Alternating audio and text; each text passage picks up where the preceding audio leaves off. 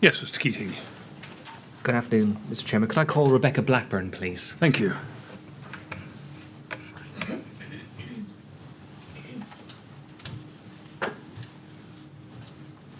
Good afternoon, Ms. Blackburn. You're going to affirm, I believe. Yep. Right, the words are on the screen. Would you read them out, please? I do solemnly, sincerely and truly declare and affirm that the evidence I shall give shall be the truth, the whole truth and nothing but the truth. Thank you very much. Please sit down and make yourself comfortable.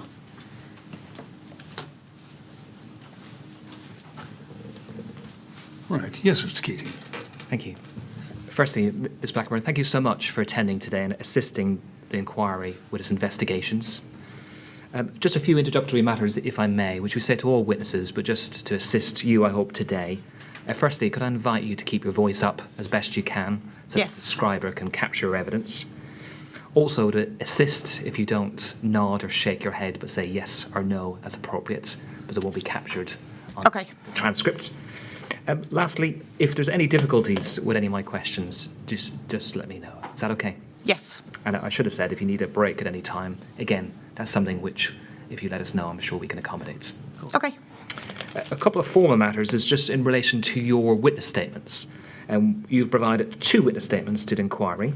And firstly, if we could go to RBK 000-35364, that should be on the screen right in front of you now, Ms. Blackburn. Yes.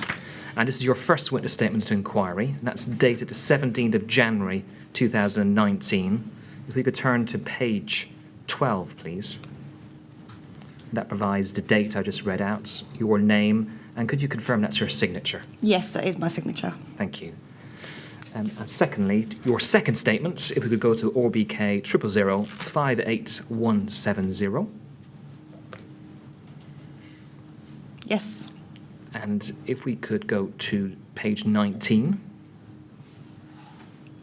And that's dated the 13th of May 2020. Again, your name in full name set out there. And could you confirm that's your signature? Yes, that is my signature. And have you had the opportunity to read both those statements? Yes, I have. Recently? And can you confirm that their contents are true to the best of your knowledge and belief? Yes. Thank you. If we could have your first statement open, please, at paragraph 6. I'm just going to ask you a few questions about your background and your role whilst employed by the Royal Borough of Kensington, Chelsea at paragraph 6. And it's set out there from 2010 until after this incident in September 2017. You were employed in the contingency planning unit. Is that correct? Yes, that is correct. And you set out your studies pre-employment at RBKC. You'd studied disaster management at the University of Coventry. Yes, that's correct. And that's when, after graduation, you applied for and obtained a job as an assistant contingency planner at RBKC in September 2020. 2010, I think. 2010, thank you. Yes, that's correct. 2010. And a year later, you were promoted to the role of a contingency planning officer, and you remained in that post until your departure in 2017. Yes, that's correct. Thank you. So at the time of the fire, you had approximately 7 years working experience in this field. Is that Yes, correct? yes, that is correct. And do you consider at the time of the Grenfell Tower fire that you were experienced in contingency planning in this field? Yes, I would say so. In relation to the contingency planning unit which you worked in, there was 3 people there, including you. Isn't that correct? David Curry and Keith Robbins. Yes, that's correct. And throughout your time at RBKC, was it the case that David Curry was your manager? Yes, throughout, apart from I did do a secondment to the events team for, I think, about 18 months. And your time within the contingency planning unit? David was always my manager, yes. Yes. In relation to your working relationship, we've heard some evidence this morning about your working relationship with David Curry. Was it a good working relationship? We had very different opinions in terms of how to get things done, I would say. I was more of a doer, more like once I've got an idea, do it, get it done, get it signed off, get it into action. Whereas David was much more of he thought about things a lot more. He wanted to plan everything. He wanted to say one thing, or he wanted to do things, but he always wanted to go the really long way around it. Whereas with me, as soon as I had an idea or noticed a gap or noticed anything was wrong, I wanted it filled. And I think that's where we differed. So where I was like, there's a hole there, it needs to be plugged, this is how you do it. David was more, okay, you've recognised this hole, now go and give me 1,000,001 solutions to deal with this hole. I will take those 1,000,001 solutions somewhere else and get someone else to look over it, and then that was where the difference, I would say, the difference in professional was. In terms of the end game, we both had the same end game, but I was just very much more, if it needs doing, do it, Okay. rather than let's just talk about it for about a year and then do something about it. So you've described in detail the different styles you had in Yep. terms of how to work in that field. Did your working relationship impact the operation of the contingency planning unit adversely? No. And in relation to your role, can you tell me what your role specifically was back in 2017 in the department? In 2017, it's a long time now, I know I was just about to start a brand new training and exercising programme. This is an example of the two different ways that we work. I knew there was a gap there. So once I came back from secondment, I noticed that the number of back officers had dropped off, the amount of exercises that have occurred, they only took place in just the London ones, they didn't do any of their own. So I was like, well, this needs to change. So I said, I'll take charge of that. But then when I came back, we just had unified response, which following that, there was going to be this whole new standardisation against BEC officers. And David had asked me to hold back on the training and exercising until that piece of work came out, because he said, otherwise, I'm just going to have to train them all over again. Okay. However, in my opinion, that was then leaving a massive gap. Okay. There's a lot there. Sorry. Don't worry. We're going to cover it, and I'm going to pick up a number of things you said in the course of questioning and perhaps in the next half an hour or so. Okay. Is that okay? So you mentioned your role and the areas that you were specialising in, which we will, and perhaps we could deal with. It would assist everybody actually to confirm when you returned back from your secondment. It was after Notting Hill 2016, so it would have been either October or November. Okay. So you returned back after your secondment. You described how there was issues in relation to BEC officers, a lack of capacity there, which Yes. we've heard about already. Yes. And was that an area, in your view, of concern that there was a lack of trained BEC officers? Yes. To be honest, I noticed it further back because obviously we had the Olympics in 2012 and I did all the recruitment and training for all the officers of the Olympics. I had a bank of, bearing in mind they were getting paid, so more people did come forward, but we had a bank of about 25 trained officers, all throughout the council. And then, unfortunately, I had to go off on maternity leave very quickly, came back from maternity leave, and again, that had gone down to 8. So from that 20, and that's when I picked it up initially. Yes. So it was picked up really, really early once I came back. Sure. And then that's kind of why I went on secondment, because I started making noises, and they were like, no, we'll just put you on secondment. Well, I'm not ignoring that. No, I know, fine. But let's put that in context. Okay. In relation to the BEC officers, Yep. you mentioned in 2012 they were paid. Yes. The volunteers. Yes. And the volunteers, as of 2017, and that reduced number of 8 were not paid. Yeah. Well, the plan was always, because I said the amount of training that we did for the Olympics, it was always to carry that on, because it was a lot. They knew exactly how to do it. They knew how to answer phones. They knew how to respond. They knew how to work the systems. So I said the plan was that although, yes, going forward they wouldn't get paid, but at least we've got that bank of people. And to be honest, I don't know why that was never carried on. Okay. Well, I want to deal with the topic of testing of emergency plans. The panel have heard about the OBKC contingency management plan, which I know that you're familiar with. Mm-hmm. and that plan shall be exercised at least once annually to test and validate the activation of the plan. Yes. There's been evidence heard in relation to that. Perhaps we could look at paragraph 12 of your statement, if we could scroll down to assist you. Most boroughs undertake regular testing of emergency plans.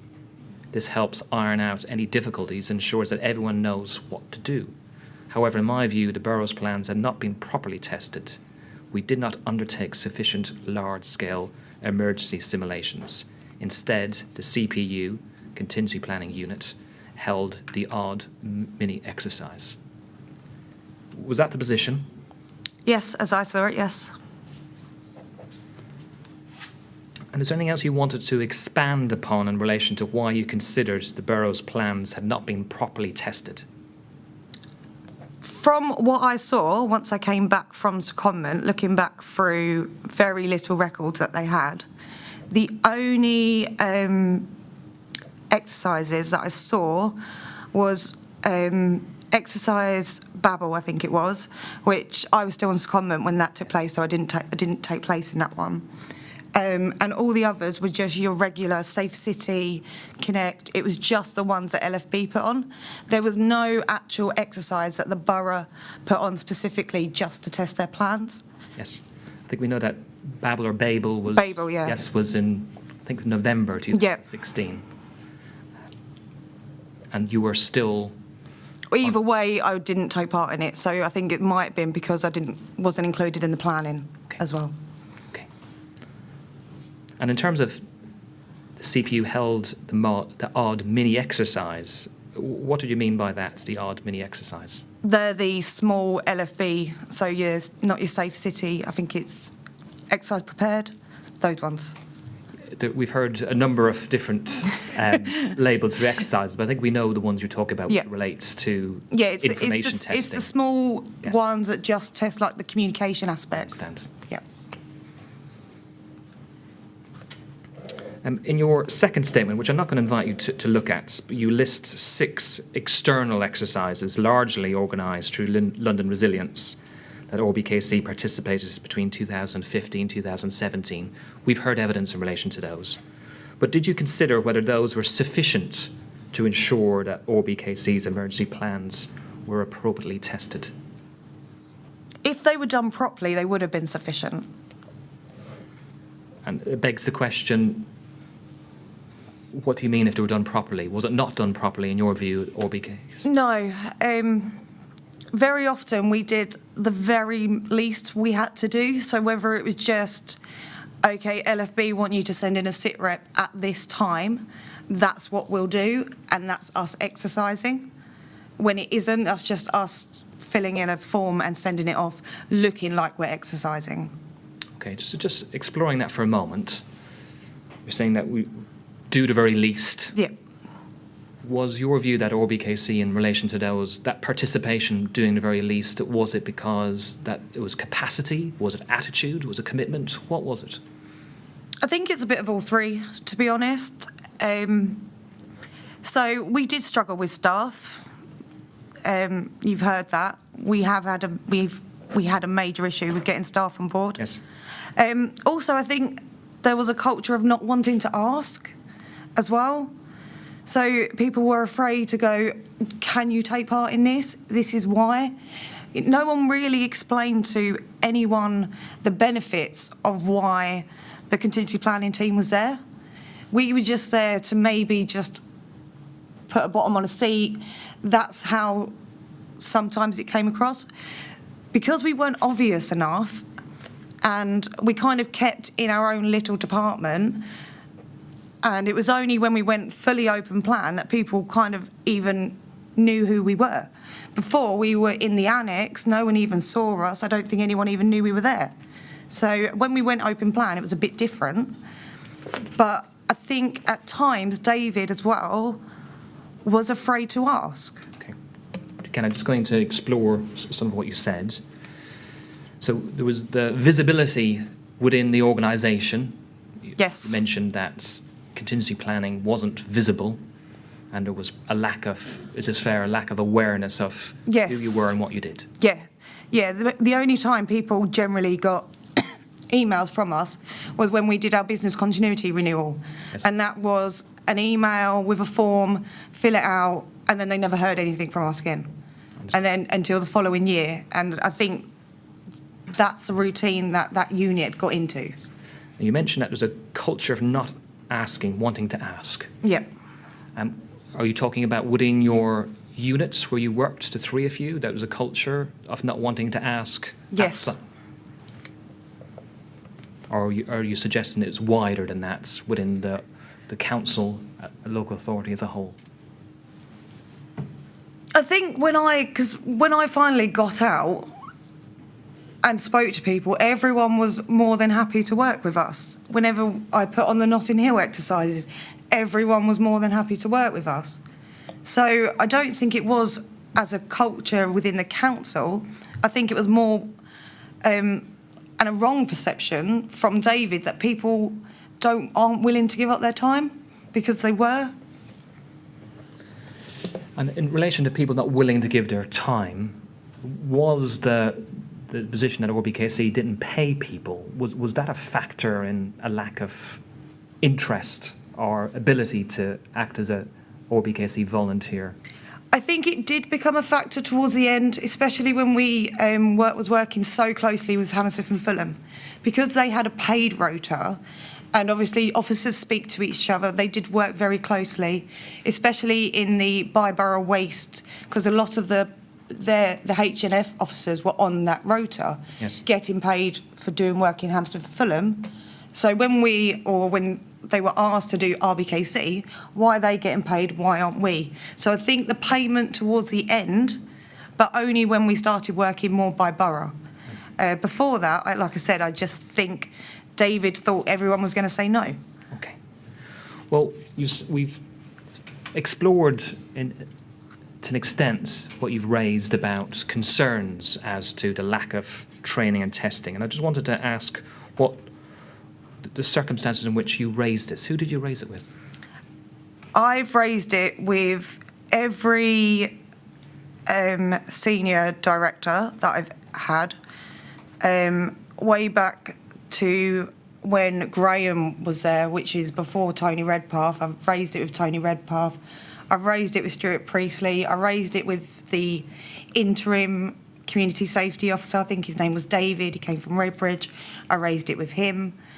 I've raised it with everyone. Okay.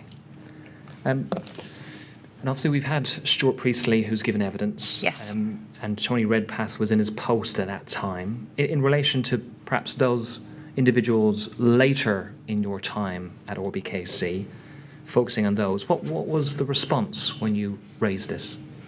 The response from Tony Redpath, I remember it was when we had our new officers, so we were in this glass room, and I mentioned that we didn't have enough staff, we had not exercised enough, and I also said I don't think David could cope if we had a major incident. And his response was, well, he's been doing this job for this amount of years. He's the advisor to the LAP panel. He's this, he's a professional, he'll cope. And in relation to, do you recall your contact with Mr. Priestley on this topic? Stuart just said he'd raise it with David. Okay. And I promised I would return to what you mentioned earlier on, where you raised it and then put me on secondment. And after I think you said noise you raised. Yes. I'm paraphrasing perhaps slightly. No, that's fine. Did you want to expand upon that? How did that come about? You mentioned you raised these concerns and then you mentioned secondment. Perhaps you could fill the gaps. It was when we had the interim boss in, so David, who I can't remember his last name, it became really, really sketchy between me and David. Because I think I was so disappointed after coming back from maternity leave at how bad the department had got, I was being very vocal on how much we were lacking. Obviously, no one wants that from a member of staff, and I think maybe sometimes I probably may have gone a bit about it the wrong kind of like my Medwanian way. So, and then it turned out that rather than addressing my complaints, they the events team had a gap. I'd already done a lot of work with Notting Hill. Obviously, I'd done the Olympics. So it was kind of like, it's a natural fit. And for me, I was happy because it got me away from the team, because I wasn't happy. But it also stopped me from making noises at the same time. And again, to put this into context, we've had a few significant time markers in your life. We had the Olympics. You mentioned going off on maternity leave, which I think was after the Olympics. Yeah, literally just after. And when did you return back? I didn't return back until July 2013. July 2013. Yes. And we know that you returned from secondment around October, November 2016. So can you recall when you went on secondment or how long it was? I think it was April or May 2014. Okay. Because I think it was only meant to be a 6-month secondment, but it kept getting made longer. Okay. So we're looking at July 2013 to May 2014, return from maternity leave, raise your concerns, unhappy working relationship with David Curry. Yes. And for those reasons, it seemed that there was a gap in this other team, and it seemed that it was the right time for you to move across on a secondment. Yeah, it was an easy fit. And is that a fair summary of Yes. Okay. And then we know you come back 2016 and you set out how things hadn't changed. No, nothing had changed. In fact, I think it got worse. And then you raise your concerns again. Yes. Is that correct? Yes.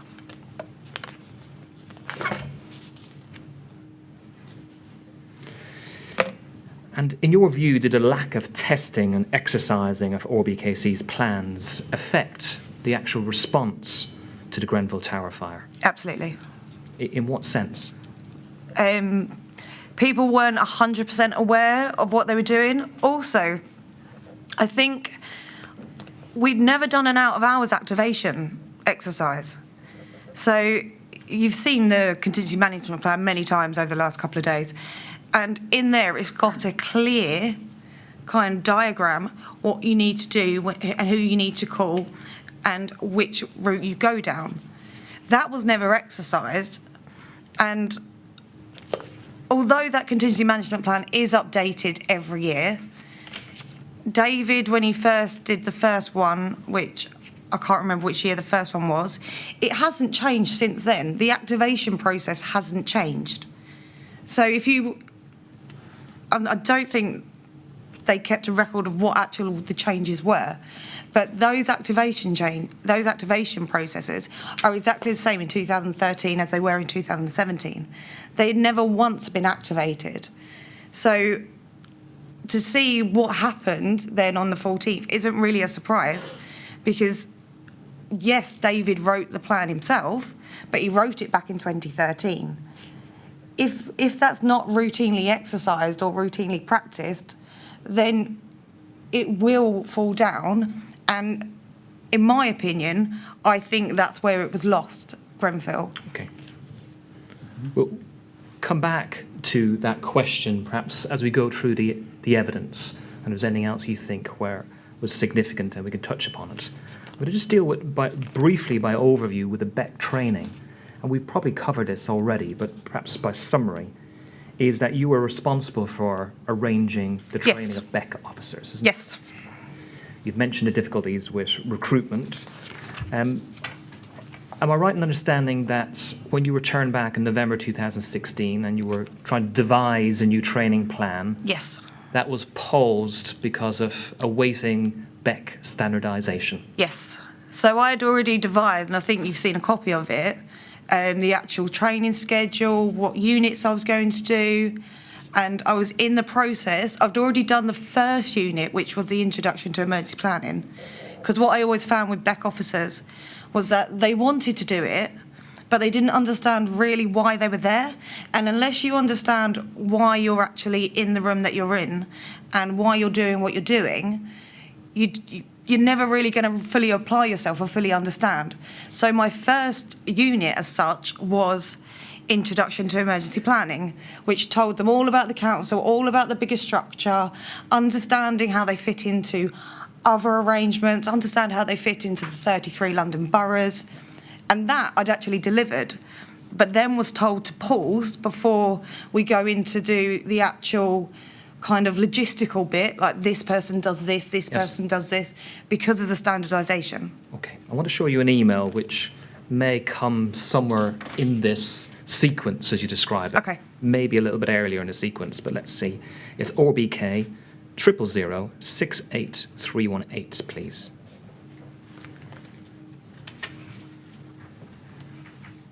Okay, so it's dated the 8th of December 2016. You're back from you to Stuart Priestley, training schedule. Hi Stuart, here's the training schedule. On Monday I sent an email around to our current BEC officers and supervisors, asking if they were happy to continue and when did they last receive training. 1 supervisor and 3 officers have dropped out.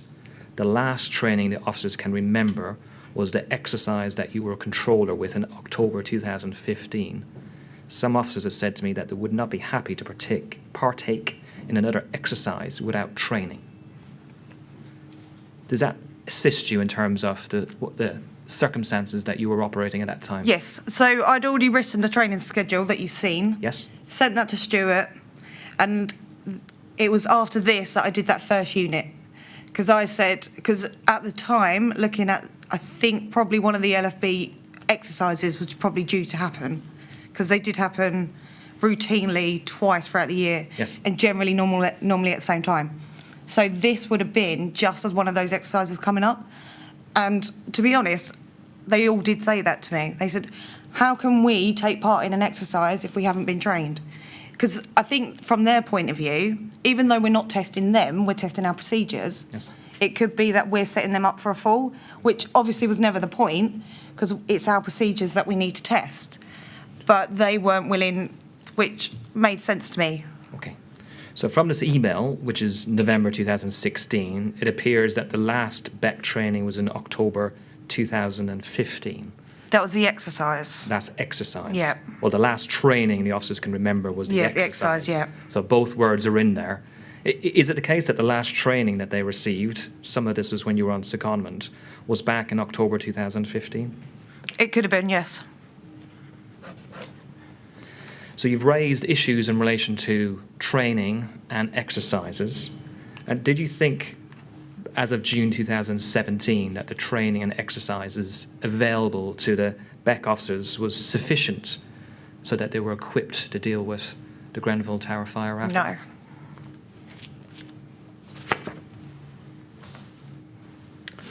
One last matter, which is in relation to the minimum standards for London. And again, I think on Tuesday we've heard evidence in relation to this. Yes. That there was a self-assessment which was submitted by ORBKC in 2016. Yes. Probably in April 2016, so you were not there. Yes. And the entry for training, we heard this already, for ORBKC was ranked as amber, operational but requires development. And there's a number of submissions in this spreadsheet which we've seen. And it says training analysis is currently being updated and training is currently being reviewed and a new training analysis is being undertaken. When you came back from October, November 2016, you've mentioned doing some training analysis. Was there a wider training analysis being undertaken? No, that's just words on a piece of paper. I misheard what you said there. I said that's just words on a piece of paper. There was never a training analysis done, not from what I could see. So when you were returned back from October, November 2016, in your view that there wasn't any substance to what was submitted in the MSL? No. I'm going to move on now to the response to the Grenfell Tower fire and events on the 14th of June, if that's okay. Yep. And in terms of headings to assist you, because we're not going to cover every single point. Yep. But notification and early communications. So dealing with that heading first, subheading, is it right that David Curry notified you of the fire by phone at 5:20 on the 14th of June? Yes. And that's what you set out in your statement at paragraph 16. What did he say to you when he contacted you? There's a fire in a tower block. It's bad. It's really bad. So I said, what is it? He said, it's a fire in a tower block. People are injured. He might have mentioned people had died. He said a rest centre's been open, but he said don't rush in, come in at 8.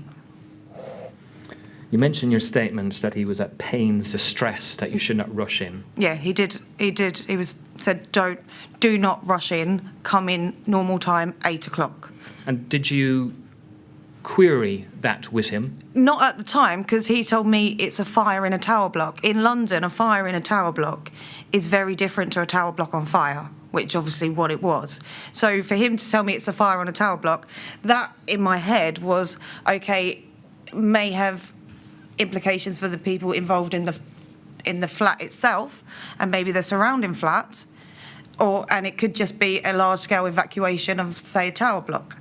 That's what I initially had in my head when he said a fire in a tower block. Okay. And did he say whether he contacted anybody else?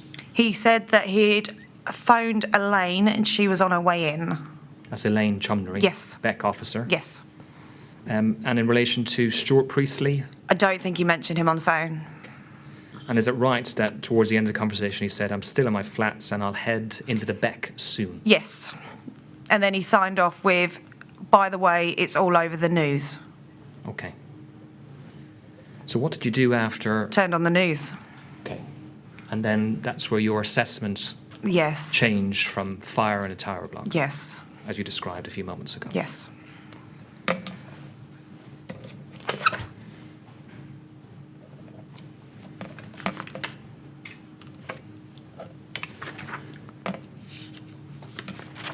Do you think he should have contacted you earlier than 5:20?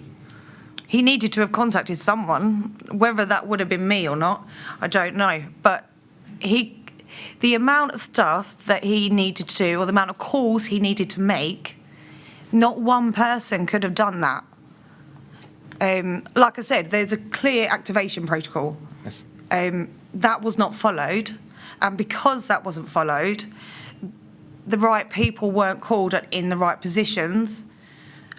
And I don't think the scale of the incident had really drilled down on him. The fact that he told me it was a fire in a tower block, and then as soon as I turned on the news, I knew straight away that we were in trouble, because I knew if he'd given me the correct, or at least said that a major incident, or that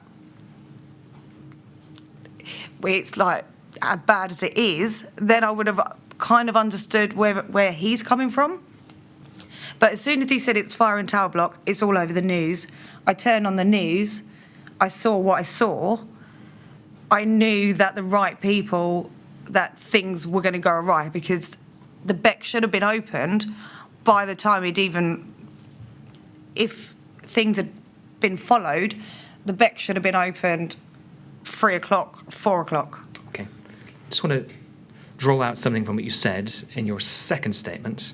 That's ORBK 000588170, paragraph 5.1. Please.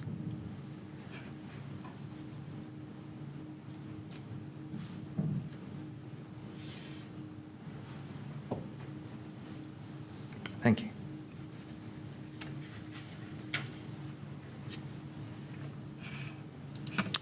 Okay. You say there, I would have expected David Curry to contact me or OBKC Contingent Planning Officer Keith Robbins earlier to have assisted with making phone calls to the Beck officers, the on-site team and IT to establish the Beck. That's what you just said a moment ago. Yes. It's the effect of that I'm trying to focus upon here. Yep.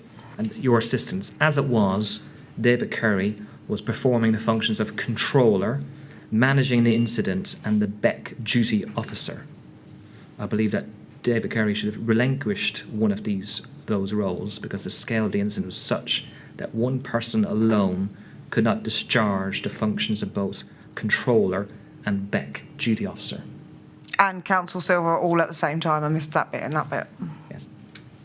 So there's a lot of terminology there. Yes. And to the layperson, it may not be immediate. So what does that mean in essence? So he's in his front room. He's got his laptop open. One Yes. seems, and this is what's going on. And he is the Beck at that stage. Yes. Where does controller, duty officer, Silver come in? Why is it too difficult for one person? Because of the amount of phone calls you've got. So what he needed to do was he needed to get the full BEC up and running with the officers, the information officers, a logist set up. You can't do all that because of our systems. We don't have as some other boroughs have, which is a text alert system. So as soon as an incident comes in, you press a button, everyone who's on this rota gets a text so they know that there's a chance that they're going to have to be called in. You can preset it so it says, please come to the town hall. We don't have that. The only way of us contacting people is by physically picking up a phone and dialing their number. If you're on the phone to someone, you can't then be on the phone to someone else who's maybe trying to get information to you. So, for example, if you take the Silver role, Silver, you're now in charge of that tactical element for the council. How can you do that at the same time as also trying to control the BEC, which is doing the phone call, making sure people are there, at the same time as also keeping an eye on the borough as well? Because I think Keith Robbins was out of contact for some reason. So the only other, and I know that Nick Layton and Mike Rumble was at the scene. So David, by default, was also the duty officer at that time because there was no one else to manage the borough, say if something else popped up. So you can't, that's why I'm saying you can't be that person and do all those things all at the same time. One, you've only got one mobile phone, you've only got one line. So it was completely impossible for him to discharge all of his duties to his full ability if you're only doing it by yourself. So on your account, by that decision, he's placed himself in an impossible position. Yes. Shortly after your call with David Curry at 05:20, Yes. again, from your statements, we don't need to turn to its paragraph 17. At 05:50, you were contacted by Elaine Chumnery. Yes. And was it a case that she told you that 2 rest centres had been set up, Yes. but she didn't know where they were? Yes. I'm not going to ask you about the missing key, which we've heard a bit about that already, but I want to focus on one part of your conversation, which you mention in one of your interviews you provided to RBKC, where is it the case that she told you when she arrived, Elaine Chumnery, at the town hall, that she came across 2 people who were displaced by the fire? Yes, sitting on the steps of the town hall. Okay. So she'd arrived earlier, so prior to this call at 05:50. Yes. Two survivors from the fire were on the steps. Yes, that's what town she. Yeah. hall, and this is what you say in your interview. They were sat there on the steps. They had been evacuated from the fire, and she had to send them back to near the tower. Yeah, I think she sent them to one of the reception centres in the Uber that she got to the town hall. She just put them back in the Uber and sent them to, because I think by that time she might have known where one of them were. I don't know. That's where I think she sent them back to. Well, that's why I wanted to clarify whether you had the phone call. She didn't know at that time of the phone call that where the rest centres were. Yep. If she was sending people back to the locality, was it the case actually that she was sending people back where there wasn't knowledge of where the rest centres were? To be honest, I don't know. She didn't actually tell me where she sent them back to. So. Okay. I'm going to move on to your arrival at the town hall. So you had these phone calls just before 6 o'clock in the morning. Yes. You lived at that time some distance away from Kensington. In fact, you were in Kent. Is that Yes. correct? Is it right that you decided to leave early? Yes. Yeah. As soon as I saw the news, I literally was up out the door. And you got there doing your best up out the door at 7:20. Yeah, 7:20-ish. Yes, I'm Yeah. quoting the time in your statement. Yeah. But approximately then. Let's deal with the scene as you described it when you arrived at 7:20 at Kensington Town Hall. Was the BEC in operation? in... In the fact that there were people in there. Okay, so it was operating. We'll talk about Okay. how well it was operating in a moment. But Yes, it was there were operating. people in there, yes. Yes. And how many people were there in the holiday room? A lot. A lot. Yeah, I would say about maybe 15 or 20. How would you describe the room as you entered it, in terms of the mood, the atmosphere, its operation? It wasn't great. No one knew what they were doing. You had a lane at the back, writing on a whiteboard. Yes. You had people just sitting around. None of the computers were logged on, and if they were logged on, it was you just had the front screen, so nothing had been opened. Could you pause there for a moment, just on the dealing with the computers? Yep. So let's deal with the IT. We've Okay. heard about the ILS. Yes, it couldn't be accessed. It couldn't be accessed. No. And how clear are you about any issues with accessing ILS, the IT system at 7:20 that morning? It happened all the time. Okay. But did it happen on that Yes. morning, the 14th of June? Yes. Every time we've set up the BEC for, like, say if we were getting ready for an exercise, we always had to do it the day before, because you can never get into the ILS system, because you always had to go in, clear all the cookies, or it's something technical. The IT team always used to do it. Yes. And then you'd have to re-log back in. Okay. So the computers were on, as you describe it, but there was only one screen that was visible. Yeah, it was just as when you log onto a computer, it's your first screen that you see. It was that screen, and not all of them were logged into. I think only 2 were. You had Stuart at the back. He had his own work laptop, so he was fine. Yes. So he could access everything, but none of the others could. We'll talk about the BEC log and what you did later on in a moment, Okay. in a little while. But in terms of a BEC log being open and visible on the ILS, could you see any BEC log? No. And again, perhaps to explain to a layperson, how would anyone see whether a BEC log had been opened? Well, first of all, you need to log into the system. You need to log into the ILS system, and it's that we couldn't do.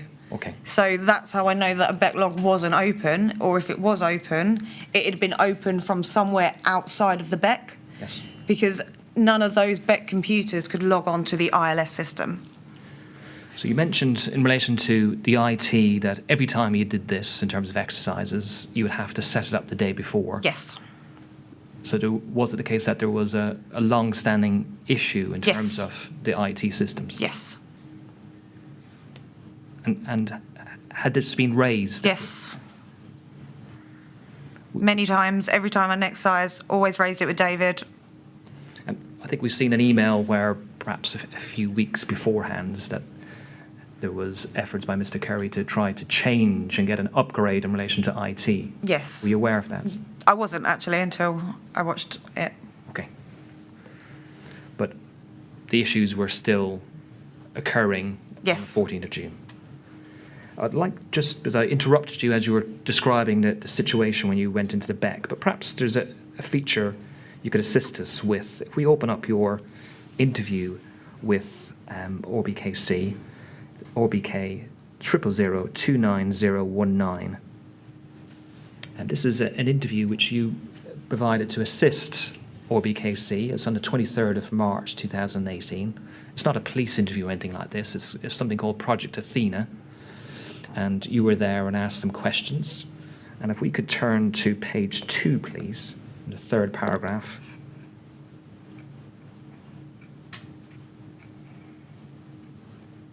And we see your description at the first sentence, 3rd paragraph. When I arrived at Town Hall, I was trying to find out what was going on. It was complete pandemonium. There was a lot of people there I didn't recognise. And it goes forward. Yes. Is that an accurate description of how things were? Yes. Yes.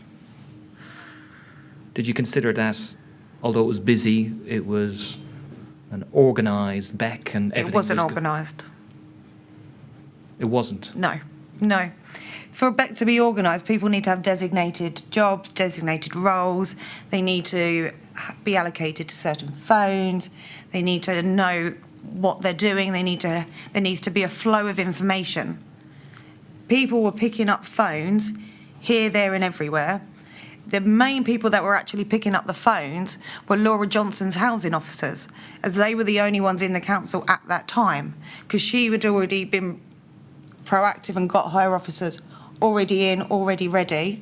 So they were actually being used, not for the purpose of what they should have been used for, but they were being used there to answer the phones. So I would say, no, that's not an organised BEC. An organised BEC, you'd have people there that were actually trained to be in that BEC. And that's not been... Would a suggestion be that this has been a bit critical, that people were busy doing their best, and it may have looked as you described it, but it was functioning appropriately? I don't think it was functioning appropriately because information was being missed. If it was functioning appropriately, when I'd walked in and asked someone, where are the rest centres, how many people have we got in them, I should have been able to know that. Instead, I got, we think there's 2 or 3, there might even be more. We don't know how many people are at each rest centre. There's no real way of finding out because we've got no staff on the ground. When, in reality, we had 2 LALOs at the scene. We didn't need 2 LALOs at the scene. One of those could have gone round to the rest centres to at least clarify which ones are definitely open, which ones are definitely shut, and how many people roughly are in each rest centre. Okay. So just unpicking some of the things you said, which just covers some of my next questions. So I'm just going to go back a little bit in relation to what you said there. In terms of rest centres, the information was we think there's 2 or 3. There might have been more. But there was no certainty as to the number of rest centres, nor how many people were in them. Correct. And how do you feel in terms of someone who's experienced in this field for 7 years? You arrived at the BEC 5 hours into the incident had taken place. What was your assessment then? We'd already lost it by then.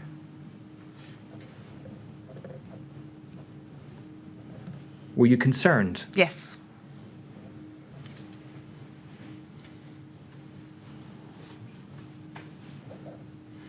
And it may have been touched upon already, but just by amplification, in terms of ORBK staff, you mentioned 2 LALOs at the scene, local authority liaison officers. Was there anybody else at the scene at that stage? No. I want to move on to just before 8:30. We know that there was an SCG, Strategic Coordination Group meeting, where Nicholas Holgate and others attended.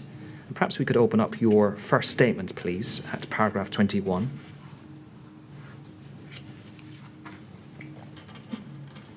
Thank you very much.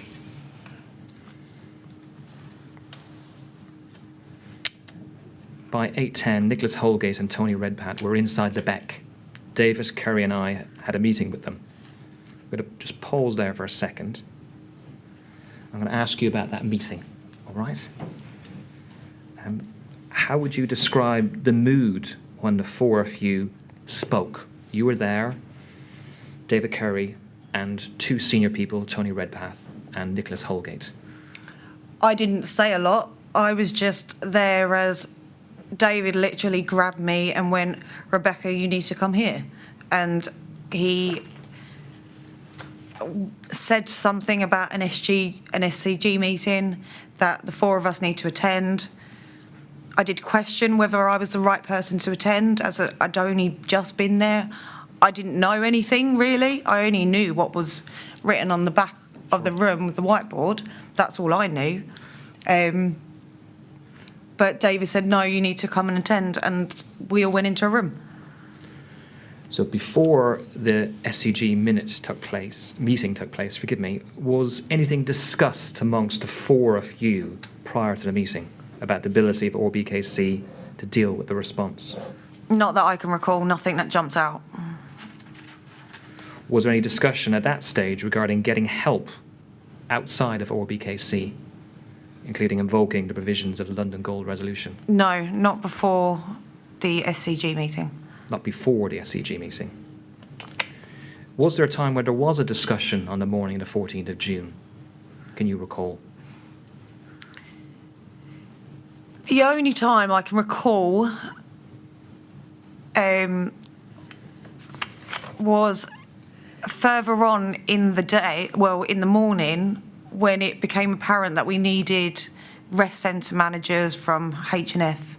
That was the first time it was brought up. But then in our rest centre plan, that's one of our plans anyway. Sure. Because we don't have any rest centre managers trained. We relied on H&F anyway. It was kind of like a mutual agreement that if we really needed them, we could rely on them. There was no writ or form, and it was just an agreement between two emergency planning teams.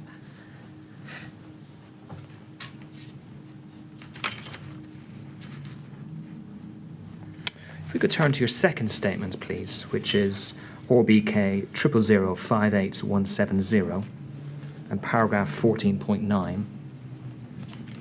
This hopefully might assist your recollection. There's a lot going on that morning. Paragraph 14.9. Thank you. So this meeting, which I didn't agree with, was held in the Beck. So Nicholas chaired a meeting held in the Beck where you've got phones going off everywhere. He's told us not to answer the phones. Luckily, it was a very short meeting. I think the idea of the meeting is before the 11 o'clock gold meeting. Okay. So that's the timescale of it.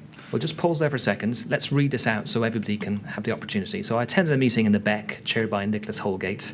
I believe this was on the morning of the 14th of June. Nicholas Holgate mentioned he had received a phone call from the CEO at Suffolk Council who dealt with the Lacknell fire. Would they offer assistance? I recall that Nicholas Holgate told persons at the meeting that ORBKC was coping and outside help was not required at that time. So that just assists so we have the context. And you were mentioning that there was this meeting in the Beck, the phones weren't being answered, you weren't happy about the environment. Was it a long discussion? No, it was very quick. I think what Nicholas was trying to do was more rally the troops than anything else, which is the only reason why I can see why he would held it in the Beck, because there was no other meetings held in the Beck, because the Beck's not a meeting room. Yes. That's where we coordinate things, that's where we manage it. That's not where you have meetings. There are meeting rooms all around it. So I think it was more just like a rallying call that he got all the officers at that time that was working in the Beck just to sit down. I think it wasn't more than like 5-10 minutes. It was a very short meeting. But he did mention that he'd had this phone call, but he thinks we're fine, and then he got up and went out. Okay. So, as you said, he told persons at the meeting that ORBKC was coping. Yes. And outside help was not required at that time. Yes. Was there anything else said that you consider relevant in relation to this meeting? Nothing that jumps out. Okay. Thank you. Let's move on now, please, to the 8:30 SCG meeting. Yes. You'd been pulled in. You described how you weren't sure that you were the right person to be there. Yes. And there was 4 of you from relatively senior positions or those with expertise in the contingency management field at that meeting. If we could open up your Project Athena interview again, please. That's ORBK 0002919. If you could turn to page 2. And it's the last line of page 2. Obviously, at that time, the fire was still going. But you're saying what was asked of you. Okay. But what they mainly wanted to know from us was where our rest centres were and how many people we had at each of them. So that was the request which has been made. I'm pausing for a second. That was a request which was being made. Yes, they wanted to know where our rest centres were, how many people were in them. Yeah, that's what they wanted to know. And it's the other callers on the SCG. Yeah, so that would be the chair of the Yes. SCG. That's what they asked us. Chaired by the MPS Yes. at that stage. Yes. And designed for building situational awareness. Yes. And coordination Yes. between different Yeah, parties. because at the time, because the fire was still going on, that was still the main. Of course. So they just wanted to get to know where everyone's going.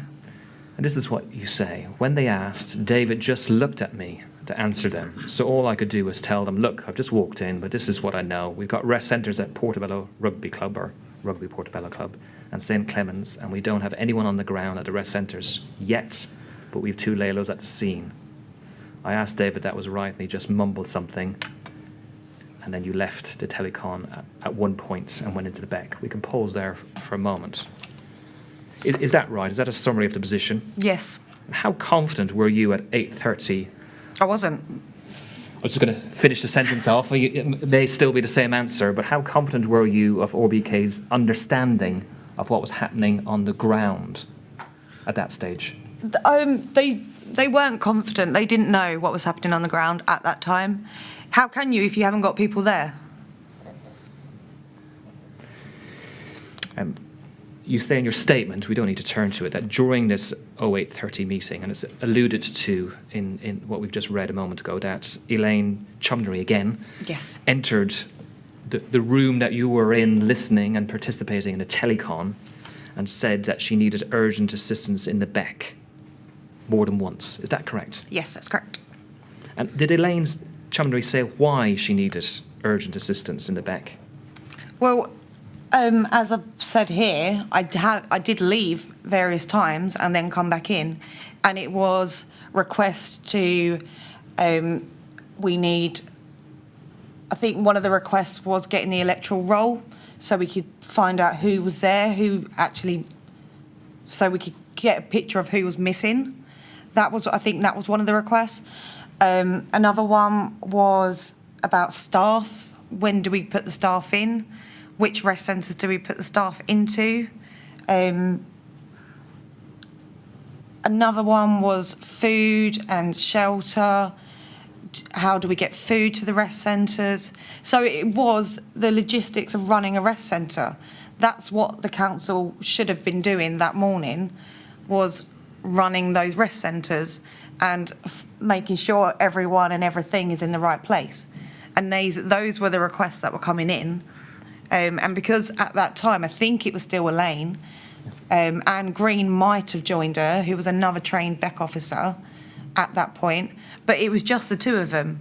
And because we were all in this SCG meeting, there was no one in the back to do that quick fire, right, this is who you need to call, this is who, because although both Beck and Anne were probably 2 of the most experienced and well-trained officers, and those I had retained from my Olympic days, so they've had a lot of experience, they still don't know everything that we know in our heads. And so that's why I think I shouldn't have been pulled into that meeting. If we could scroll back to page 2, please, in the second last paragraph. It's really following on from what you said. Elaine, second sentence, just kept coming in and saying she needed someone in the back to help her because she didn't know what she was doing.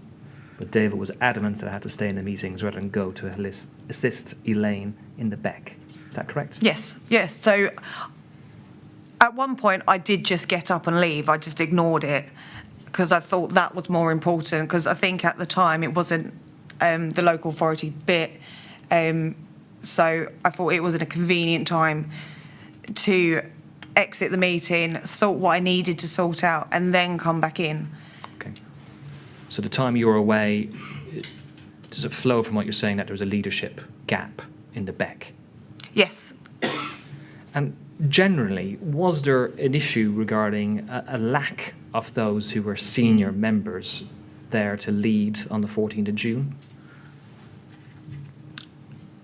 Stuart spent a lot of time in the back. I was pulled from meeting to meeting, from what I can remember, especially in that morning, because I had the 8:30 SCG, and then Tony pulled me up to the 11 o'clock gold meeting, and then I think I had the following SCG later in the afternoon as well. And I think Stuart remained mostly in the Beck, but I know that he was also, because he then got pulled into his silver meetings. Mass fatality. And the mass fatality meetings as well. So when we're getting pulled this way and that way, there is no overall leadership in the Beck. So bear in mind the demands which were on you and your colleagues and the Council Silver, Mr. Priestley at that time. Was it a case that there just wasn't enough people to meet the demands which were on RBKC that morning? Yes. Just want to move on now to the end of that meeting. I think you describe it in graphic terms in the Project Athena interview that it was a long meeting, an hour and a half. Is that a fair summary? From what I remember, it could have been shorter, but it did seem to go on for a very, very long time. So much so, there was at one point, me and Nicholas and Tony were all looking at each other going, this needs to end. Because we were fully aware we've got a council to manage. Yes. And it was the longest SCG meeting. But I understand why it was so long, because they, like you said, is to get this situational awareness. And that situational awareness comes from all of the responding agencies. So, but it got to a point where it was like, this needs to end. Not seeking to be critical of the duration of the meeting, but the duration of the meeting helps us know what time you returned. Yeah, I think it roughly was. It was definitely over an hour and not 2 hours. So an hour and a half would be. So 9:30, probably closer to 10 o'clock. You Yes. returned back to the Beck. Yes. And how was the Beck operating at that time? You mentioned already. Was there any change? I walked in. I had Laura and Anne just say to me, we've got staff ready to deploy, can we deploy them? And I just said yes. And then they said, which rest centres? And at the time I knew St Clement's and I knew the Rugby Trust, so I just said, have you got enough teams to send them to both? So a housing team and an adult social care, housing team and an adult social care, and they got sent to those two rest centres. Okay, so And that was at 10 o'clock. 10 o'clock you returned back. We have, if we go to page 3 of your Athena interview, if we overlap, thank you, and we see right in the centre, how did you lead the Beck? And this is what you say. Well, at that time we were playing catch up because the Beck was not set up as it should have been. And then you go on, I think you say there that you spoke with Laura, that's Laura Johnson, is that correct? Yes. And Anne Stewart. And there was an uncertainty, I'm summarising, there was an uncertainty in the Beck regarding which rest centre had the most people. Is Yes. that correct? Yes. And in terms of resourcing, was it you who made that decision to send? Yes. Yeah. How confident are you in your recollection that you deployed staff at 10 o'clock? Very confident. Was it a case that Nicholas Holgate came into the room and set out a strategic No. approach and deployed staff? No, they were still. So following the SCG meeting, the other three stayed in the room. They didn't even leave the room. I was the one that got up, went back into the Beck. So the next time I see Nicholas Holgate is when he comes in and gets everyone to sit down. Okay.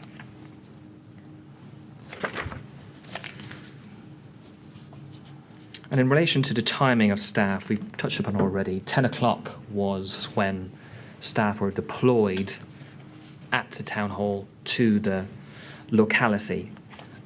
Do you think that was the appropriate time to deploy the staff? No, When do you think staff should have been sent to the locality to give support? early hours of the morning. And in terms of the responsibility, whose responsibility in terms of job role is it to deploy staff in that sort of situation to the scene? Because it's a rest centre, it falls mainly on the contingency planning unit. That's what we're there for. One of the council's main role, we're not a blue light. Although we're a category 1, we're not a blue light service. What we're there to do is to look after the people. That's our main aim, is the people, and making sure the people are okay. Then following that, then we do all the other things surrounding like the borough itself. But so in an emergency situation, it should have been that Beck that was managing the deployment of staff. Yes, you could probably throw it out, oh no, it should have been the senior management of housing, it should have been the senior management of adult social care. Not in that very start of the response. The reason why there's a contingency planning team is not just to plan and to make sure all the documentation's in place, make sure we look good on paper. That's not just our role. Our role is also, when things like this happen, we then start that response. Then the other services come in and then you work more of the collective body. But to start with, we're the ones that should have taken responsibility for it. And in terms of those processes, the process is the contingency management plan, and Council Silver would be the person then, is it right, on your account, that should have deployed staff? Yes. Beck logs, we've touched upon it already. Just want to deal with a few things in relation to that. We know that David Curry left the Beck to go home after working at 10:40 that morning. Were you aware that he'd started an emergency event log sheet? No. Did he? No. We know that you commenced a Beck log by requesting Lorna Platt to do so at 1 o'clock, and that one on your account had not been created beforehand. Is that correct? Yes, that's correct. I think formally you say in your second statement that it started at 13:18. Yes, I think records. checking the records, yes. Yes.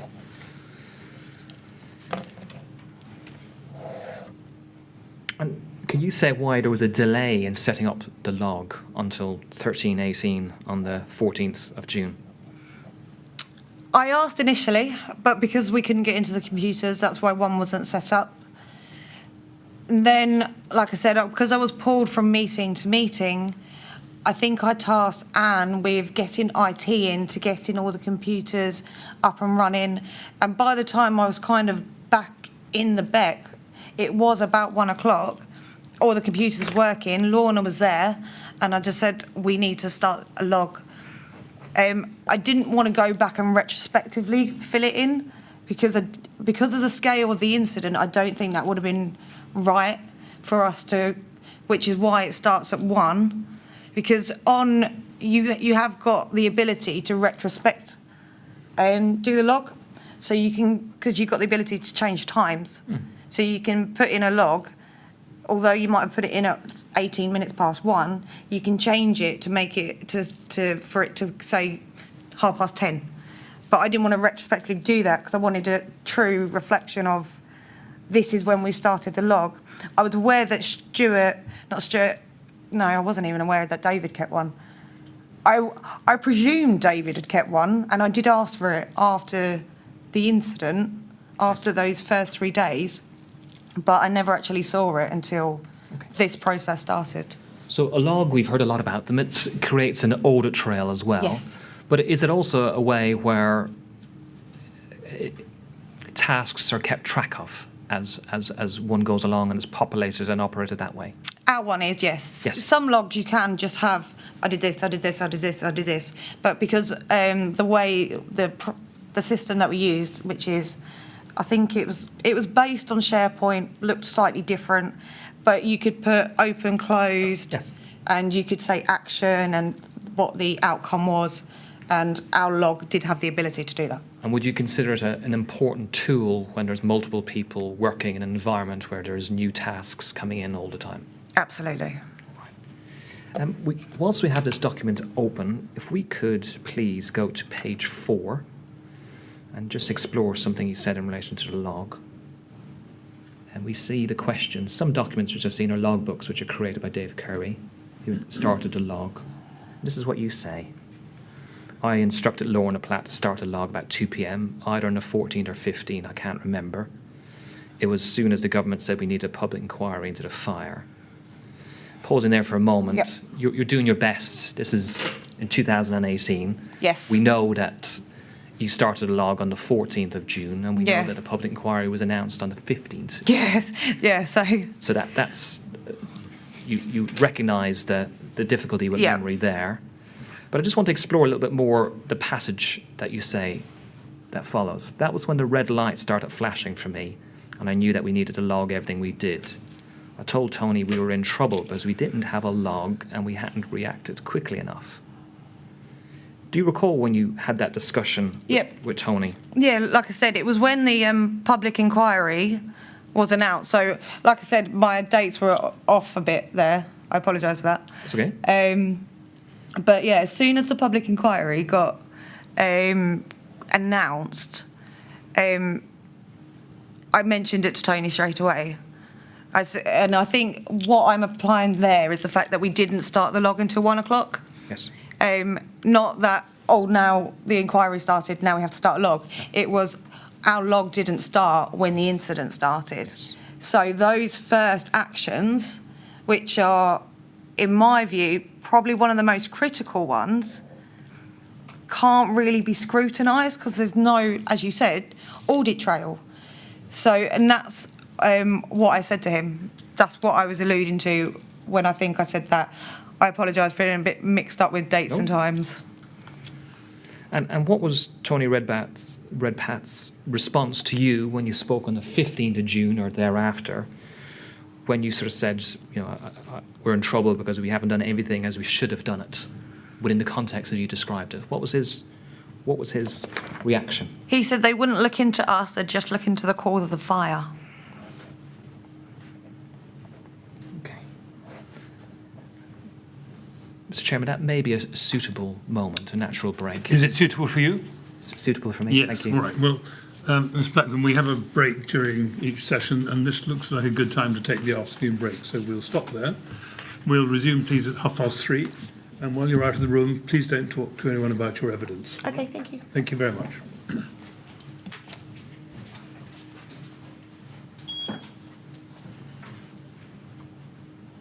Thank you, Mr. Keating. 3:30, please. Thank you.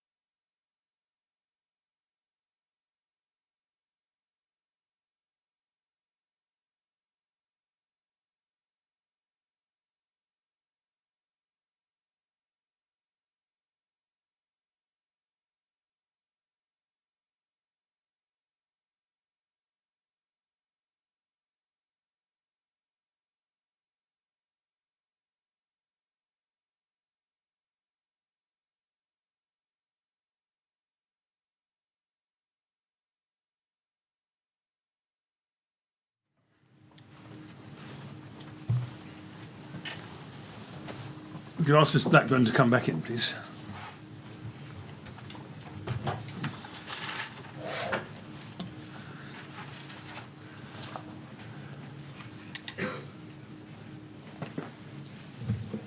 All right, Ms. Blackburn, ready to carry on?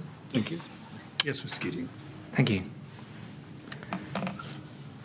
Ms. Blackburn, we're going to turn to some more meetings.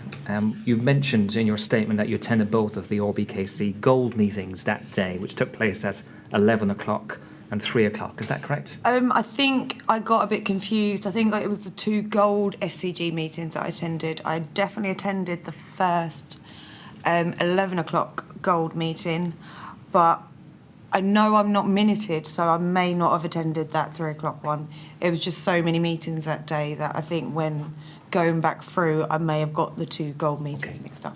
You're definitely not in the minutes as an attendee for the 3 o'clock one, but you were asked in a subsequent question by the inquiry in relation to that, and believed you were. But yeah, at the time I did, and then I realised I think I was talking about the other SCG meeting. Yeah. Okay, well, let's focus on the 11 o'clock meeting, if we may. Were you keen to attend that Gold meeting at 11 o'clock? I don't think I was keen, because I would have preferred to stay in the Beck. But if I didn't go, there wouldn't have been anyone else from emergency planning going. So it needed some sort of representation there. Stuart Priestley was Council Silver, so he remained. He remained in the Beck, and I came up with Tony Redpath. And in terms of the meeting, the 11 o'clock meeting, and any other RBKC Gold meetings which took place on the 14th and 15th, how would you describe the utility of those meetings? Were they useful? I think they were useful in the terms that other council staff were able to understand what was going on. In particularly, the 11 o'clock one was helpful because I had no idea about the Westway Centre. And it wasn't until that 11 o'clock meeting where Sue Harris told me that the Westway Centre is now starting to be ramped up that I found out about it. Was it possible that you heard about that before the meeting, or is it your recollection? My recollection is that, because when I say which rest centres are open, that's when Sue Harris said, oh, also the Westway Centre's now also started to be opened. Okay, well, let's look at those minutes, if we may. It's RBK 000 13271. And we'll see those open up, and we can go to the bottom of page 1. That's the part there where we see 2 rest centres have been set up, Rugby Portobello Trust and the Clement James Centre, just as you described it. The Red Cross are at RBT. Managers were in place at all the centres. And then is this additional entry, a further rest centre, Overleaf, thank you, is being set up at the Westway Sports Centre. The British Red Cross are on standby to go in. So that update actually came from Sue Harris, although it's under my name. I think they probably put it under my name because it all comes under the same sort of emergency planning part of it. But that was the first time I knew about it was in that meeting, and it was Sue Harris that told me that the Westway Centre was now being used. And would you have expected to know, bearing in mind your pivotal position in the Beck, that there was another rest centre operating by 11 o'clock? I should have done, but I hadn't really spent any time in the Beck up until that point because I'd always been from meeting to meeting. So this is what I'm saying in terms of not having me in the Beck. I wasn't able to get this overview. So that probably had gone through the Beck at some point that morning. Yes. I just hadn't seen it. And we go down to the next bullet point. No idea on the number of people in the rest centres, but they are very busy. That correct? Yes. And what was the difficulty in getting accurate information of the numbers of people at the various rest centres? So at the time going into that meeting, bearing in mind I only deployed the staff at 10 o'clock, I hadn't had any report of what's it like on the ground. Because from 10 o'clock, from then getting there, then me being pulled up to this meeting, Yes. I had no chance to liaise with anyone that's actually on the ground at the teams that had been deployed. And in terms of process of getting information from the ground, what would you have anticipated would have taken place, or did take place? in the end, we ended up getting the numbers from the teams that we sent out. What should have happened is, like as I mentioned it earlier about use of a lay-low, we had lay-lows, and I think we had Des on the ground at some point, I can't remember whether it's this early or not, going round and finding out numbers. Because unless you've got people on the ground that you can talk to, Yes. there is no way that you can find out what's in the rest centres. We've heard evidence that lay-low was deployed about 2 o'clock. Yeah, so at this point, the only people that would have been in the rest centres are the teams that I deployed at 10 o'clock. And in terms of registration of people who attend a rest centre, which Yes. would be set up and managed and operated by RBKC, or at least taken over by RBKC, what was the process? In terms of adult social care and housing, I don't know, because I think they had their own process. The British Red Cross have also got their own process. As a borough, I don't think we had a process in terms of the actual emergency planning side of it. Other boroughs, they have already documentation, already printed out, already ready to go in a box. You pick up, you take down to the rest centre, and you start filling it out. From my time at RBKC, I think I only did one live rest centre exercise, and that was with Hammersmith and Fulham. So the documentation that we used was theirs, it wasn't ours. So I may be wrong, we may have had documentation, I was just not aware of it. But that's how normally a rest centre works. You come in at the door, you meet someone, they take your name, then you sit down, and then someone goes over to you, and then they have that person-to-person conversation. And as the specialist in this 3-person team, would you expect to know the process? Well, know the process, Yes. but I don't think we had our own process because we were so heavily reliant on British Red Cross. Because one thing we did not have was a rest centre team. Yes. We had no one trained, no one staffed to go into a rest centre. So in terms of our rest centre exercises, it was very much reliant on British Red Cross. British Red Cross did all the documentation for us. That was part of the memorandum of understanding that the British Red Cross does all of that. Because we didn't have a team, we didn't have the documentation, we didn't Understand. have any of that. Does that make sense? Yeah, it does. I just want to show you a document, and the answer may be clear from what you've just told us, but it's RBK 000-58083, please. So this is an assistant centre manual. It's Annex 14 to the CMP, the Contingency Management Plan, August 2014. Just looking at the first page, do you recognise this document? Yes. And we see in the top left people wearing high-vis jackets. Perhaps that's a way where information is being gathered as a illustration. In a rest centre, you've got the initial registration. Yes. Because what you don't do is, as soon as someone comes into a rest centre, you don't go, right, tell me your name, tell me why you're here, tell me this, tell me that, tell me that. You don't spend that. First, the idea is you get them in, get them sat down, get them with a cup of tea, and then you go and talk to them. So you're not bombarding them as soon as they walk through the door. The impression of the evidence so far is that there was a system where there was like a gatekeeper outside where registration would take place, and only if somebody perhaps past that were they allowed into the Westway. Yeah, I think, like, following what I read on, like, reports of news, and I think that's how it ended up being, but that's not how a rest centre should be run. Okay, let's go to page 13, please. I may have asked, and forgive me if I've repeated myself, are you familiar with this document? Yes. And we see under 3.6, registration. It says, once initial reception has taken place, arrivals will be directed to the area designated for registration, as you described it, and how registration is central to the operation of a rest centre for the reasons why. Logistical planning for further welfare needs, such as overnight accommodation. identification of those with specific or urgent needs. And there's a reference in this document about forms being given to be taken to the location, a registration form to be completed.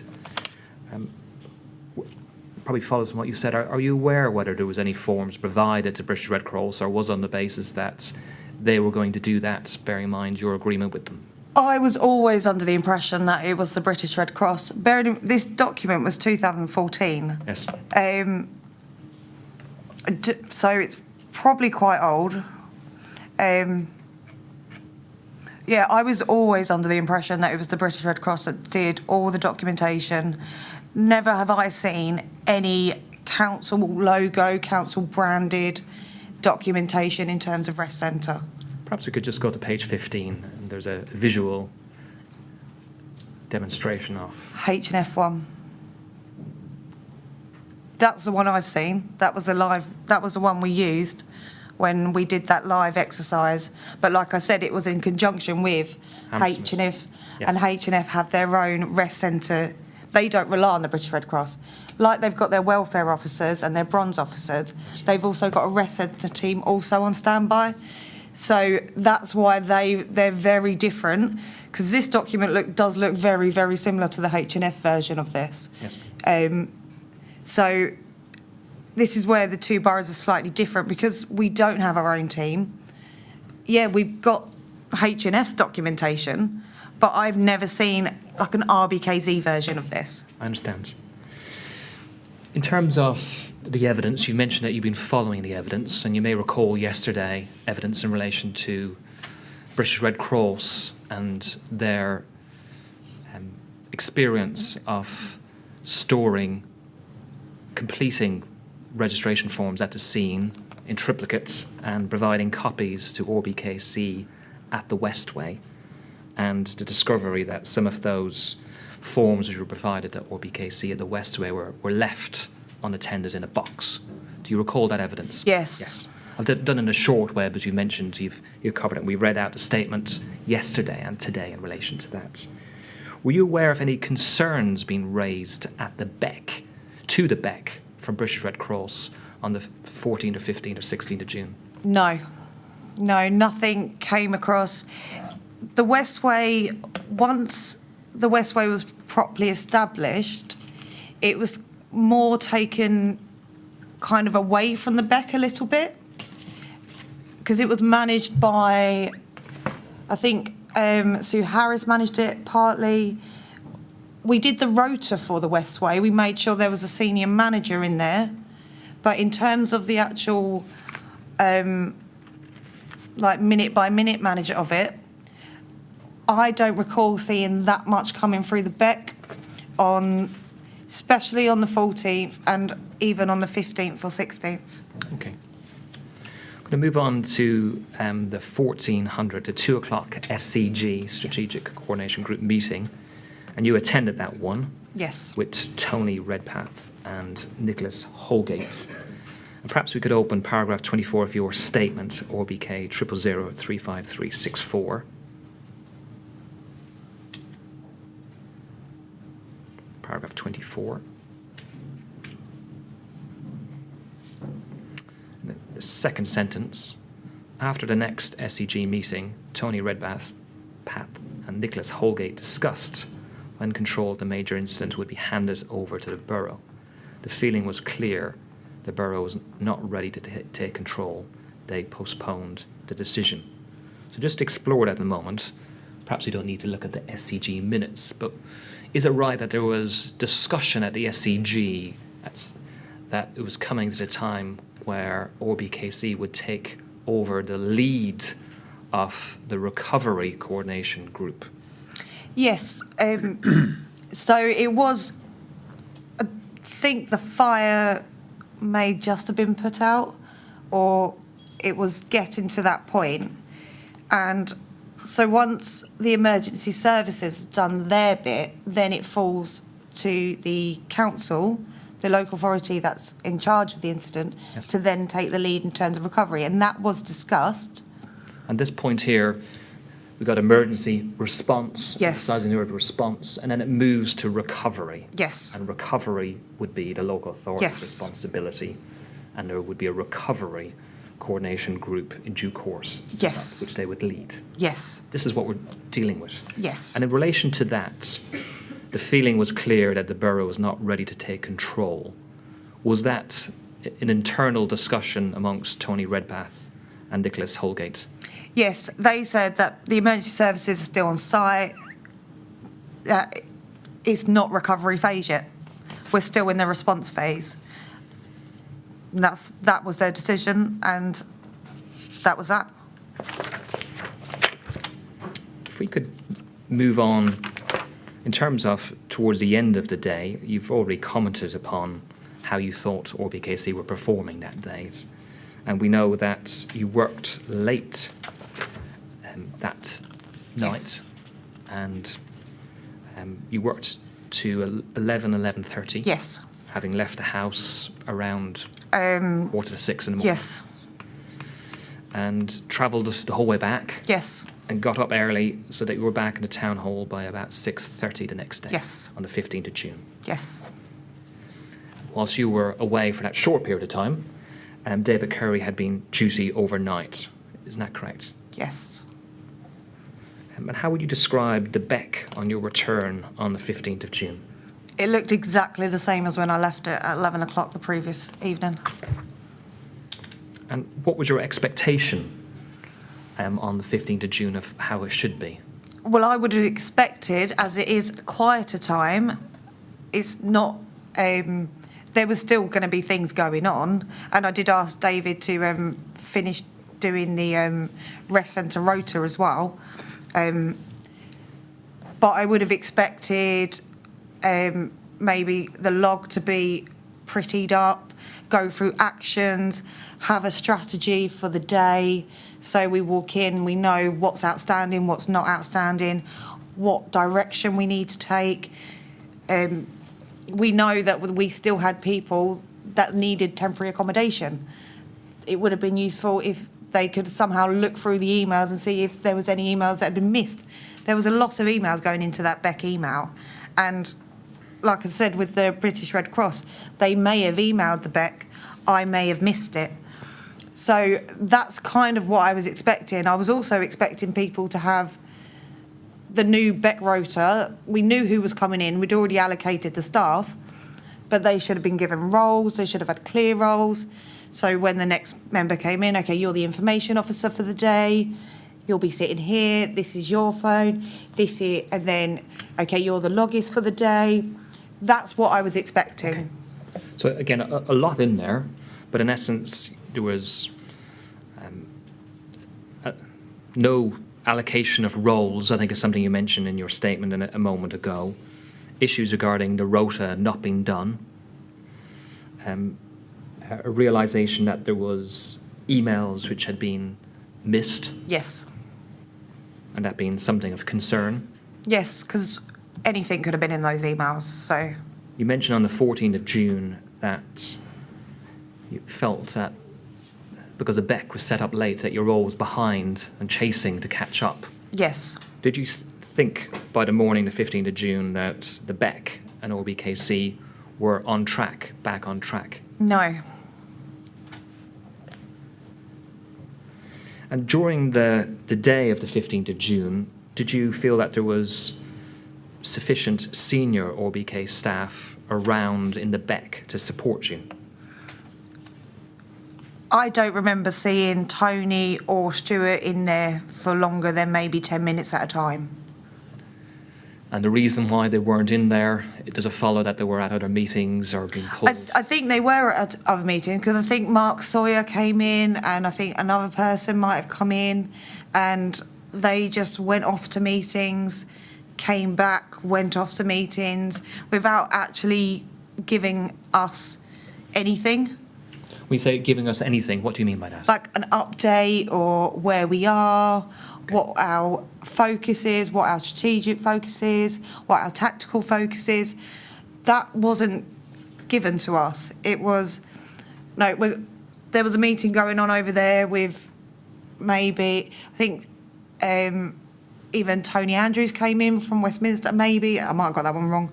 But there was so many people that just come in just for a meeting and then left again. And So you described a lack of direction. Yes. Is that fair from more senior people? You were not Council Silver, is that No. correct? So you were not the tactical lead. no, Was the absence of the Council Silver an issue? Did it have an impact on the performance of the Beck on the 15th of June? I think it did, because we didn't really know where our focus was. Because our focus at that time still should have been probably finding accommodation for those that still needed it. And I know that Laura's team did an amazing job trying to do that. But at any one time, if someone came in to me and said, how many people still are without accommodation, there was no way that I would be able to give them an answer, because I didn't have that information. That information was being fed to Stuart and Tony, but wasn't being fed back down. And I think that's where the Beck lost its role. Whereas if we had Council Silver at least either adjacent to the Beck, like, fair enough, the Beck can be quite noisy, it can be quite problematic, definitely if you're on phone calls all the time. Yes. But there were enough empty offices near the Beck, because the Holland Room was in a whole suite of offices. There were enough where you could have positioned yourself where you're still in touch with the Beck, but so you're able to feed information into the Beck, but not physically always be there, but know that if I needed them, I know where they were. Just going to move on to staffing and issues in relation to sourcing staff. And that was one of your principal tasks you set out in your first witness statement on the 15th of June, was trying to source Yes. staff from neighbouring boroughs. Is it fair to say that, in your view, ORBKC didn't have sufficient staff themselves to man the Beck or indeed the rest centres?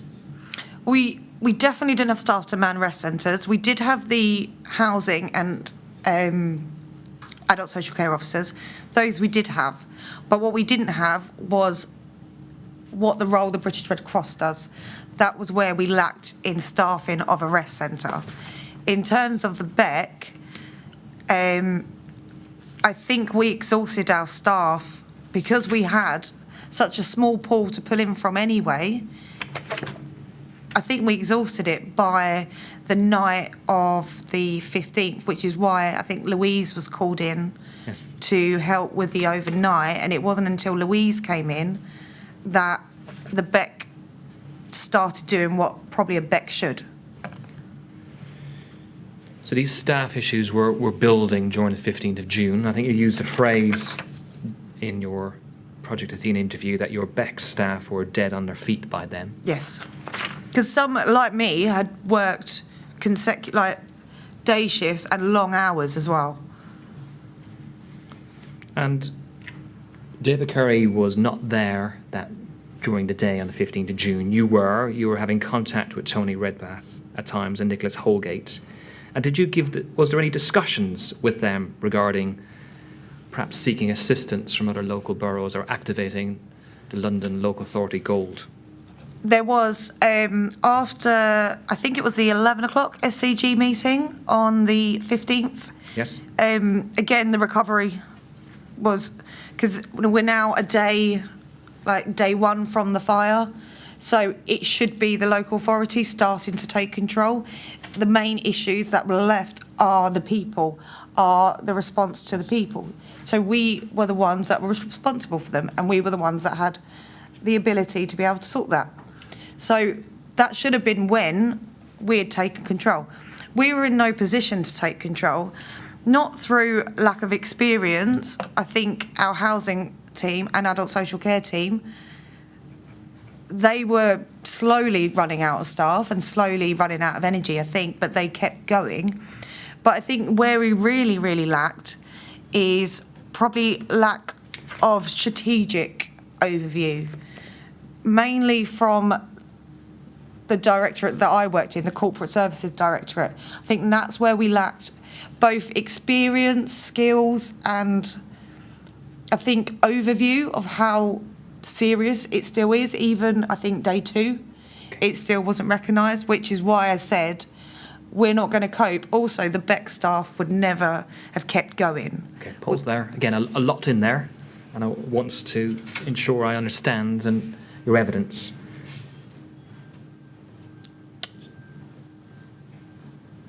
So your view was, in terms, you mentioned moving to sort of recovery, Yes.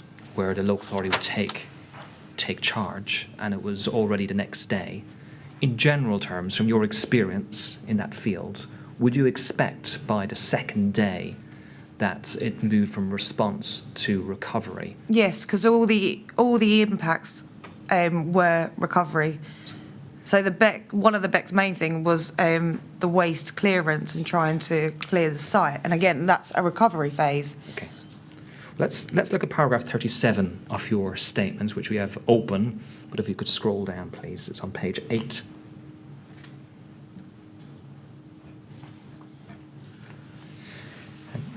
During the day, I spoke to Tony Redpath and Nicholas Holgate about when responsibility for managing the incident would return to the borough. I suggest that they seek assistance from other London boroughs, invoking London Gold. This is where you say, Nicholas told me that he received an email from the chief executive. I had the impression that senior management at the borough were reluctant to seek mutual aid, despite the facts I had advised Nicholas Holgate and Tony Redpath to activate London Gold after the goal meeting. They had said they wanted to speak to David when he returned. So 2 things. Firstly, you were clear in your advice that they should, by 11 o'clock, activate London Gold, the gold resolution. Yes. And the reason why? We just weren't coping.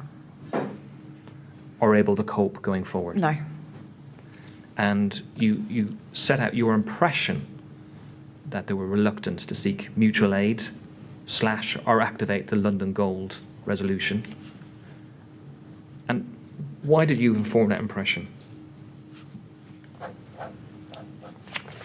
Or was there anything said which made you form that impression? Well, what was said to me the day before when, with that I've referred to an email that time whereas, again, you got another chief exec offering support and Nicholas has turned it down. Also, they both said, no, we can manage. That was it. And I don't think either of them saw maybe what we saw on the ground, or just choose not to see it, that we weren't coping. We didn't have staff numbers. Like I said, I've been in that Beck for 2 days and I wouldn't have been able to give you a clear picture of what was happening on the ground. And that shouldn't have been the case. I should have been able to roll off what's going on, where is where, who's where, who needs help, who doesn't need help, who's got help. And I couldn't have done that because I think, and I've mentioned it before, I think it was that failing in those first few hours that caused it. And with an incident such of this size, if you lose it at the start, it's very difficult to get back. And I think, it's my opinion, and I think that might be why they were so reluctant to get help. Because as soon as you open your doors, you're also, as well as accepting help, you're accepting scrutiny as well. And I don't think that was something that they wanted. Okay, just pause there for a second, because I'm going to give you an opportunity just to assist us with one other aspect. If we could have a look at RBK 000-29019, please. At page 5. This is should be your Athena interview. Second last paragraph. I was sorting out the staffing in arrest centres is the paragraph we're looking at. You mentioned Mark Sawyer, who we've heard about already. And it's the next sentence. On the 15th of June, I think after the SCG meeting, someone asked, do we need to ask for help from elsewhere? And everyone said, no, we're fine. Nicholas Holgate and Tony Redpath said that. After that meeting finished, I asked them about pressing the button on handing over to London but they said, no, we don't think we're there yet. Does that assist your recollection? Yes. Yeah. And is that correct? Yeah. They thought they were coping. They thought they could cope. And in terms of Mark Sawyer, he was present that day on the 15th of June, coming down to provide advice and assistance, and we'll hear from him in due course. Was he somebody who was present at the time of this conversation? No.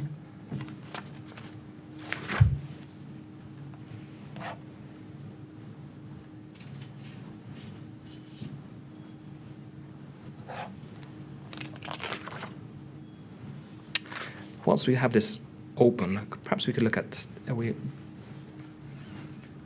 a reference to Mark Sawyer.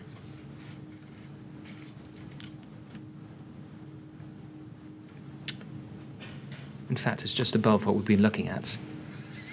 Mark Sawyer from LRT. Do you mean London Resilience? Yes. Yeah, London Resilience Team, I think I put him down Yes. as. Came in to help Nicholas Holgate manage things. I don't know what his role actually was because he didn't help me at all. He was there to advise Nicholas, but didn't do so in the right way. We got that in front of us. Perhaps you could try and clarify that or assist us. I think the reason why I've put that is because I would have thought he would have come in and gone, you're not coping, you need help. And then obviously having a meeting after Mark had clearly had a meeting with Nicholas, for then Nicholas and Tony to say, no, we are coping fine.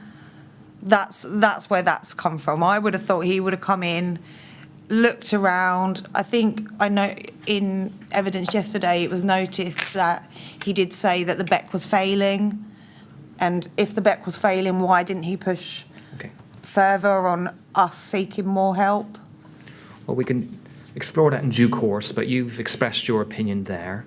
I'm going to move on to, in terms of the London Gold resolution, we know that was formally activated on the afternoon of the 16th of June, with the request to activate made on the afternoon/evening of the 15th of June. Yeah, I didn't know that. But what you do say in your statements, and I'm not going to refer you to it, but you did say this: the quality of the response changed markedly. Is that correct? Once we got taken over and moved to Westminster. So it wasn't on the 15th. No. It was after, once we had moved the BEC, moved all operations, was completely operating out of Westminster Council, that's when it changed. And was it immediate, the change, improvement from on the afternoon of the 16th of June, or did it take a period of time for the improvement? Well, I wasn't there on the 17th, which was the Saturday, Yes. because I got told to take a day off. So I didn't go back in until the afternoon of the Sunday. And that was when everything had changed. All the mini groups had been set up. They'd all had their own little rooms, their meeting rooms. Things were being coordinated. You had a central hub. So that's the big change. You hadn't just had one person over there in this council office in RBKC doing this person doing this, and then maybe not talking. Everything was centralised, and that's what made the difference. And so the phrase you used, big change, and that was something which was evidenced to you by the Sunday. Well, also staffing levels. So as soon as you press that button, so to speak, Yes. you've got 33 London boroughs worth of BEC staff. So you can staff a BEC for almost as long as you want when you've got that amount of staff. When you've only got 5, 6, 7 or 8, I can't remember how many we had, you're only going to last, Yes. if you're going on 12-hour shifts, you're only going to last 3 days at most. So in terms of scalability, Yeah. massive difference. Massive difference. Okay, I'm going to move on to the final part, which is assessment of the adequacy of the response, which you've touched upon actually throughout your evidence. Yeah. And perhaps we could refer to your first statement, please, OBK 000-35364, paragraph 52, please.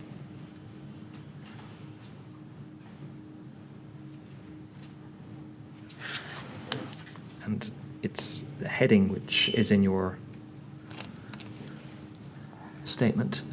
And you say, under assessment and adequacy of the response, I'm left with a sense that the borough did not react quickly enough. Perhaps with hindsight, the magnitude of the incident was not grasped at the outset. As soon as David Curry received the call, he should have alerted all Beck officers and ensured that we were immediately called into Kensington Town Hall. I do not understand why I was only called at 05:20, not earlier. By daybreak, we should have set up rest centres which were staffed by Beck officers. At that point, the specialist teams, housing and adult social care, could have been deployed. Paragraph 53, while the CPU, that's your unit, contingency planning unit, had created an emergency plan, it had not been adequately tested. We should have had regular simulations to iron out problems. You mentioned the problem with the key to the cupboard. This was avoidable. We could have done simple things like starting a log of events remotely. This would have meant that as soon as the computers were up and running, the Beck could get to work. There's other more discrete matters you mention, but in relation to those main matters, do you still stand by those? Absolutely, yes. And is there any other matter you wanted to add in relation to the adequacy of the response? I just think it is the fact that we didn't deal with it early enough. And I heard what David said, like, if you call people in too early, they get tired too quickly. But that I would agree with if it was a small-scale incident. This was huge. I don't think any London borough would be able to deal with this incident on their own. I've worked for a county council. I don't even think the county council would have been able to deal with it on their own. And that wasn't, I don't think, realised at the start. So I think we lost that incident in those first 3 hours by not having, and I don't know that you asked David yesterday, could the log have been set up remotely? Absolutely it could. So he could have done that first, then travelled into the Beck, and then he could have called one person in. That one person could have then made all the phone calls to other Beck officers to get those in, and you could have had a Beck up and rolling a lot quicker and a lot slicker than what it was. So because we didn't have that, and we didn't have those people in the Beck, and we didn't have those people on the ground, there was no real indication of what was happening, which is why I think when I know LFB sent in a lot of requests for electoral rolls or lists of people, there was no one in the Beck to be able to find those because he hadn't called anyone in to be able to do that role. So I think if he had called people in as soon as he got the phone call, and it blew my mind when he said that he didn't even turn on the television, because one of the first things that you're taught is you get your first information from the news. It's a 24-hour news. You get your first information from the news, and that kind of blew my mind a little bit. That if that had been recognised, and if those calls had been put in, and if those people were put in place, and they would have come in, and I know in the opening statement it said that we have quite a few officers that live outside the borough. A lot of those Beck officers actually live within 30 minutes of the borough. Elaine only lives in Hammersmith. We had another officer, Asher, who actually lived in Kensington. Anne lived just over the border in Hammersmith. So there is a lot of officers that would have come in and could have come in quickly and could have set up. And the issue about the key, obviously you don't want to go into it too much, if things had been tested properly, we would have found out the key was never there. So, and I think because that wasn't done, and I don't know why it came such a shock to everyone within the council that we weren't coping, people should have seen that it was written on the wall that we weren't going to be able to cope. And because we didn't do any of this, and then the correct procedures that were written in a manual that David wrote himself, he didn't even follow his own procedures, weren't followed, that's where it failed. And once you lose an incident, especially of this scale and especially so fast moving, you're never going to get it back. It took literally London coming in and saying, we're taking it away from RBKC for it to start getting managed properly. Ms. Blackburn, I'm very grateful. They're all the questions I have for you at this stage. And with Mr. Chairman, with your leave, we could have perhaps a 5-minute break to see if there's any further questions Well, from you corporate probably know, Ms. Blackburn, that we have a break at this point to consider further questions and possibly hear questions from people from outside the room. So we'll break now. We'll come back, please, at 4:20. Okay. And then we'll see at that point whether there are any more questions for you. Okay, thank you. All right? Thank you very much. Would you go to the usher, please?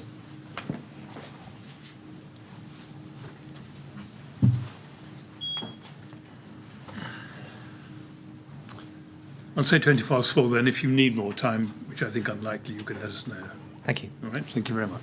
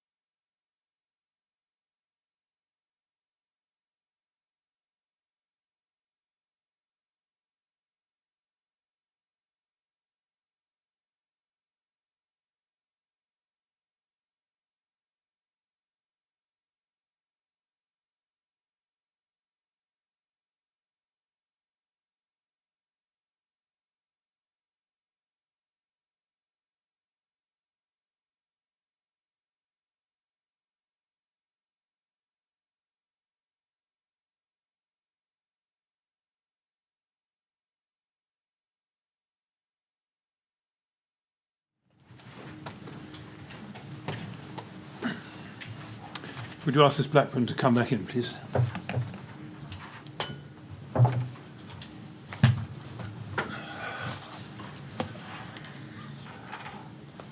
Right, Miss Blackburn, well, we'll see if there are any more questions for you. Yes? Yes, Mr. Well, again, thank you so much for the time. Upon consideration of all the matters, I think we've covered everything we need to cover, so there's no more questions. Right. Save Ms Blackburn just to thank you on behalf of the inquiry team for attending today and assisting us.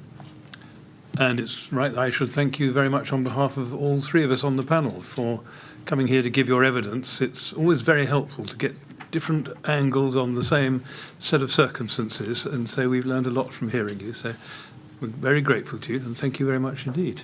Okay. And now you're free to go. Thank you. Thank you.